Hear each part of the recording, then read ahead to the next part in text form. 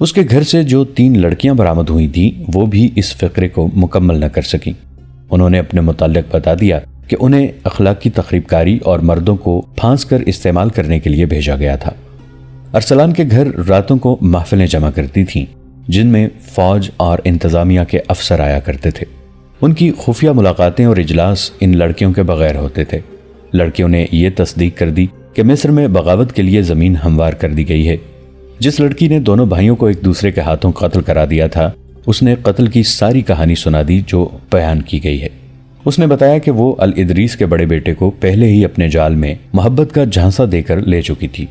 اسے ارسلان اپنے باپ الادریس کے خلاف استعمال کرنا چاہتا تھا، لیکن ارسلان نے منصوبہ بدل دیا اور اس لڑکی سے کہا کہ دونوں بھائیوں کو ایک دوسرے کے ہاتھوں قتل کرا دو۔ ایک ہی رات میں تقریباً 250 اونٹ مرکزی دفتر کے سامنے آ گئے۔ ان پر غلہ اور خورد و نوش کا دیگر سامان لدا ہوا تھا۔ یہ اونٹ 3-4 قافلوں کی صورت میں مختلف جگہوں سے پکڑے گئے تھے۔ اناج وغیرہ کو سرحد سے باہر جانے سے روکنے کے لیے گشتی پارٹیوں کا انتظام کیا گیا تھا۔ یہ ان کی پہلی کامیابی تھی۔ ان قافلوں کے ساتھ جو آدمی تھے انہوں نے شہر کے چند ایک بیوپاریوں کے نام بتائے۔ ان بیوپاریوں نے تمام غلہ اور دیگر سامان زیر زمین کر لیا تھا۔ آدھی رات کے بعد وہ یہ سامان باہر کے اجنبی تاجروں کے ہاتھ بیچتے تھے۔ ان آدمیوں نے دیہاتی علاقوں میں بھی چند ایک جگہوں کی نشاندہی کی جہاں اجنبی سے تاجر موجود رہتے تھے اور تمام تر رسد اکٹھی کر کے لے جاتے تھے۔ شتربانوں میں سے بعض نے سرحد کی ایک جگہ بتائی جہاں سے یہ قافلے سوڈان جایا کرتے تھے۔ وہاں ایک سرحدی دستہ موجود تھا۔ انکشاف ہوا کہ اس دستے کا کمانڈر دشمن سے باقاعدہ معاوضہ یا رشوت لیتا اور قافلے گزار دیتا ہے۔ یہ انکشاف بھی ہوا کہ یہ اہتمام ارسلان کی زیر کمان ہو رہا تھا۔ یہ ان سینکڑوں میں سے چند ایک واقعات ہیں جو سلطان ایوبی کی غیر حاضری میں مصر کو لپیٹ میں لیے ہوئے تھے۔ الادریس اور دیگر اعلیٰ حکام نے ارسلان کی غداری اور الادریس کے بیٹوں کی موت اور دیگر واقعات پر غور کرنے کے لیے اجلاس منعقد کیا۔ علی بن سفیان اور غیاث نے یہ مشورہ پیش کیا کہ حالات اتنے بگڑ گئے ہیں کہ ان کے بس میں نہیں رہے۔ بیشتر اس کے کہ مصر میں بغاوت ہو جائے یا فاطمیوں اور فدائیوں کے ہاتھوں کوئی اعلیٰ شخصیت قتل ہو جائے۔ سلطان ایوبی کو مکمل حالات سے آگاہ کر دیا جائے اور انہیں مشورہ دیا جائے کہ ممکن ہو سکے تو وہ کرک کا محاصرہ اپنے نائبین کے سپرد کر کے قاہرہ آ جائیں۔ ایک قاصد کو تو پہلے ہی بھیج دیا گیا تھا مگر اسے تفصیلات نہیں بتائی گئی تھیں۔ اب سنگین وارداتیں ہو گئیں تو اجلاس میں فیصلہ ہوا کہ علی بن سفیان محاذ پر سلطان ایوبی کے پاس جائے۔ کرک کے محاصرے کو 2 مہینے گزر گئے تھے مگر کامیابی کی کوئی صورت نظر نہیں آتی تھی۔ صلیبیوں نے دفاع کے غیر معمولی انتظامات کر رکھے تھے۔ ایک انتظام یہ تھا کہ شہر میں سامان خورد و نوش کا ذخیرہ کافی تھا۔ ایک جاسوس نے اندر سے تیر کے ساتھ پیغام باندھ کر باہر پھینکا تھا جس میں تحریر تھا کہ اندر خوراک کی کوئی کمی نہیں۔ مسلمان باشندوں پر اتنی سخت پابندیاں عائد کر دی گئی تھیں کہ ان کے گھروں کی دیواریں بھی ان کے خلاف مخبری اور جاسوسی کرتی تھیں، اس لیے اندر تخریب کاری ممکن ہی نہیں رہی تھی، ورنہ خوراک کا یہ ذخیرہ تباہ کر دیا جاتا۔ شہر میں سلطان ایوبی کے جاسوسوں کی بھی کمی تھی۔ وہ کبھی کبھی رات کے وقت تیر کے ساتھ پیغام باندھ کر اور موقع محل دیکھ کر باہر کو تیر چلا دیتے تھے۔ فوجوں کو حکم تھا کہ ایسا تیر نظر آئے تو وہ اپنے کمانڈر تک پہنچا دیں۔ صلیبیوں نے محاصرہ توڑنے کی کوششیں ترک کر دی تھیں۔ وہ سلطان ایوبی کی طاقت زائل کرنا چاہتے تھے۔ سلطان ایوبی ان کی چال سمجھ گئے تھے۔ اس کے جواب میں انہوں نے بھی اپنا طریقہ بدل دیا تھا۔ صلیبیوں کی یہ کوشش ناکام ہو چکی تھی کہ انہوں نے باہر سے حملہ کیا تھا۔ سلطان ایوبی اس حملے کے لیے تیار تھے۔ انہوں نے نہایت اچھی چال سے اس فوج کو گھیرے میں لے لیا تھا۔ اس فوج کو گھیرے میں آئے 1.5 مہینہ گزر گیا تھا۔ گھیرے میں آئی ہوئی فوج گھیرا توڑنے کے لیے ہر طرف حملے کرتی تھی۔ سلطان ایوبی اس کا کوئی حملہ کامیاب نہیں ہونے دے رہے تھے۔ البتہ گھیرا کئی میلوں پر پھیل گیا تھا۔ وہ علاقہ سرسبز تھا، اس لیے صلیبیوں کو پانی اور جانوروں کو چارہ مل جاتا تھا۔ ان کے جانور مرتے تھے تو وہ اسے کھا لیتے تھے، مگر یہ کافی نہیں تھا۔ ہزاروں گھوڑوں اور اونٹوں کے لیے یہ چارہ کافی نہیں تھا۔ پانی کے لیے وہاں کوئی ندی یا دریا نہیں تھا۔ 3-4 چشمے تھے جن میں سے 2 1.5 مہینے میں ہی خشک ہو گئے تھے۔ صلیبی سپاہیوں میں بددلی پیدا ہو گئی تھی۔ انہیں غذا بہت کم ملتی تھی اور پانی کے لیے بہت دور جانا پڑتا تھا۔ رات کو سلطان ایوبی کے چھاپہ مار گروہ ان پر شبخون مارتے اور نقصان کرتے رہتے تھے۔ 1.5 ماہ میں یہ فوج آدھی رہ گئی تھی۔ ان کے جانوروں میں بھی دم نہیں رہا تھا۔ صلیبی حکمران ریمانڈ جو اس فوج کا کمانڈر تھا، سخت پریشانی کے عالم میں انتظار کر رہا تھا کہ صلیبی حملہ کر کے اسے سلطان ایوبی سے چھڑائیں گے، مگر اس کی مدد کو کوئی نہیں آ رہا تھا۔ سلطان ایوبی چاہتے تو چاروں طرف سے حملہ کر کے اس کی فوج کو شکست دے سکتے تھے، لیکن اس سے ان کا اپنا جانی نقصان بھی ہونا لازمی تھا اور جنگ کا پانسا پلٹ جانے کا خطرہ بھی۔ سلطان ایوبی اپنی طاقت زائل نہیں کرنا چاہتے تھے۔ وہ صلیبیوں کو آہستہ آہستہ مار رہے تھے۔ انہیں یہ نقصان ضرور ہو رہا تھا کہ ان کی فوج کا تیسرا حصہ اس صلیبی فوج کو گھیرے میں رکھنے میں الجھ گیا تھا۔ اسے وہ شہر کے محاصرے کی کامیابی کے لیے استعمال نہیں کر سکتے تھے۔ ان کے پاس ابھی ریزرو دستے موجود تھے اور وہ سوچ رہے تھے کہ قلعہ توڑنے کے لیے وہ انہیں استعمال کریں۔ وہ اب محاصرے کو اور زیادہ طول نہیں دینا چاہتے تھے۔ اس دور میں محاصرے عموماً طویل ہوا کرتے تھے۔ ایک ایک شہر کو 2 سال تک بھی محاصرے میں رکھا گیا ہے۔ 6-7 ماہ کا محاصرہ طویل نہیں سمجھا جاتا تھا، لیکن سلطان ایوبی محاصرے کو طول دینے کے قائل نہیں تھے۔ وہ ان حملہ آوروں میں سے بھی نہیں تھے جو کسی ملک کے دارالحکومت کا محاصرہ کر کے اندر والوں کو پیغام بھیجا کرتے تھے کہ اتنی مقدار زر و جواہرات کی، اتنے ہزار گھوڑے اور اتنی عورتیں باہر بھیج دو، ہم چلے جائیں گے۔ سلطان ایوبی عرب کی سرزمین سے صلیبیوں کو نکالنا چاہتے تھے۔ وہ کہا کرتے تھے کہ یہ سرزمین اسلام کا سرچشمہ ہے جو ساری دنیا کو سیراب کرے گا، اور وہ اپنی عمر کو بہت کم سمجھتے تھے۔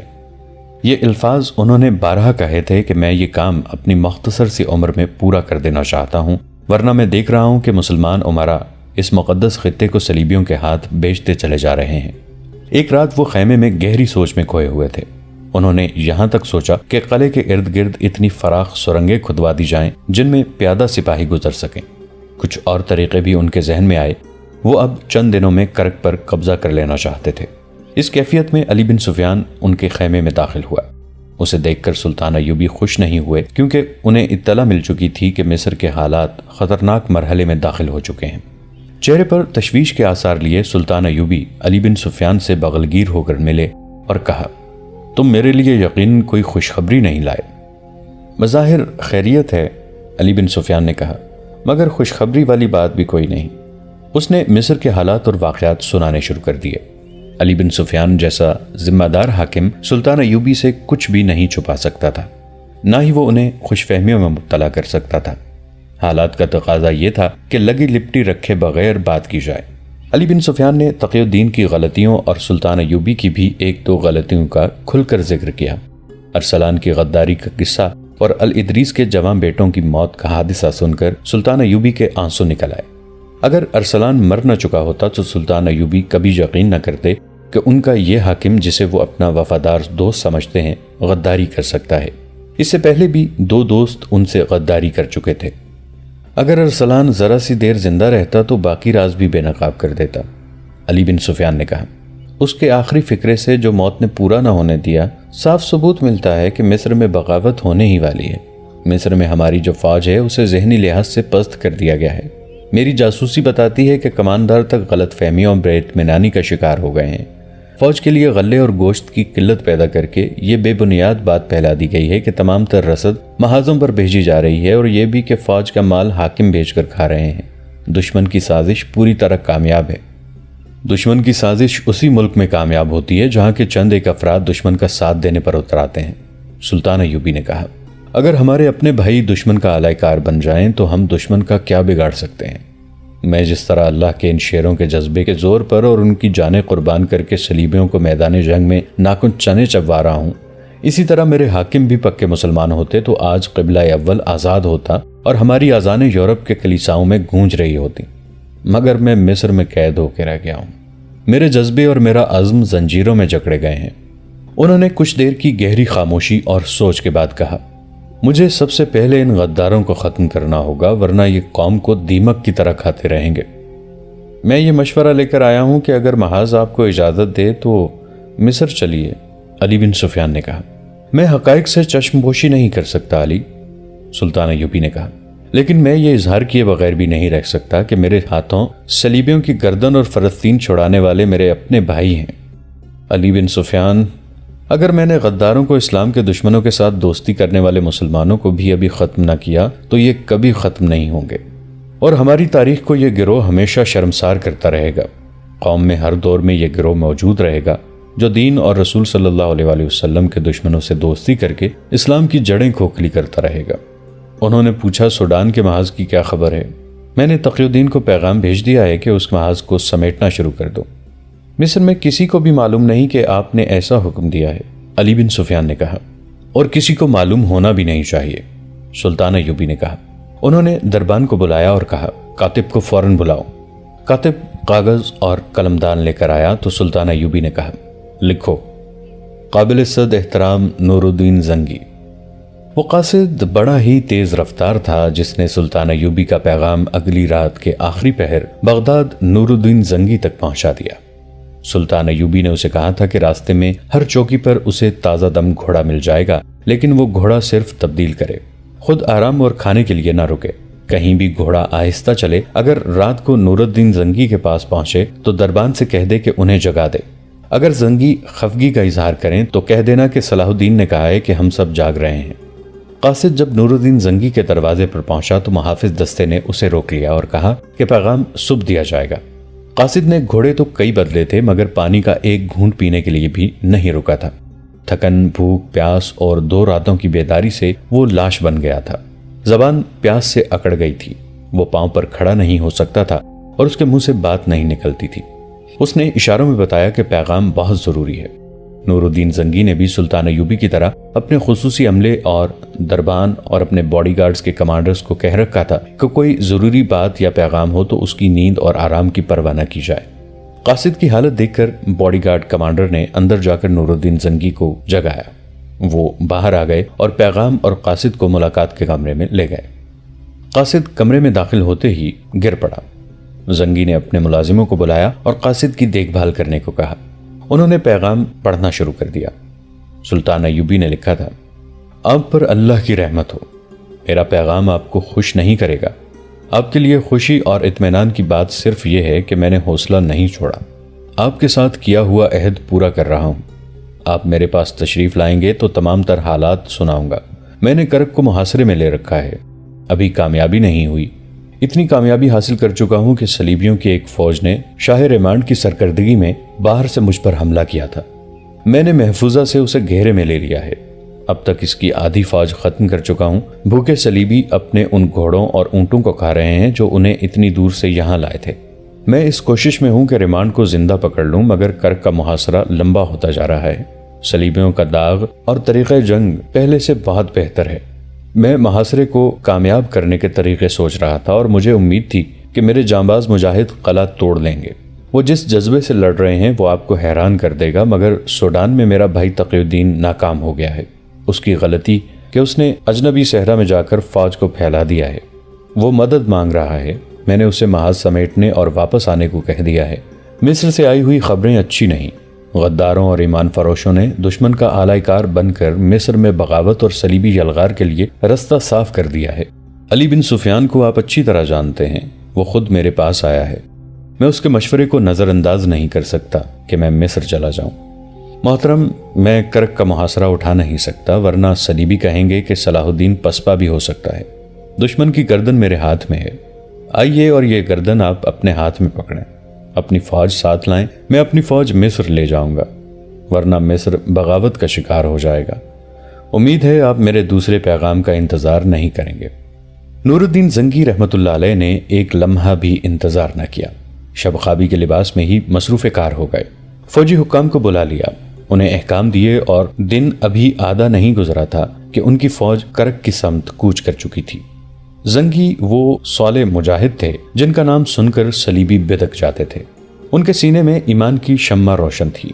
وہ فن حرب و ضرب کے ماہر تھے۔ انہوں نے راستے میں کم سے کم پڑاؤ کیے اور اتنی جلدی محاذ پر پہنچے کہ سلطان ایوبی حیران رہ گئے۔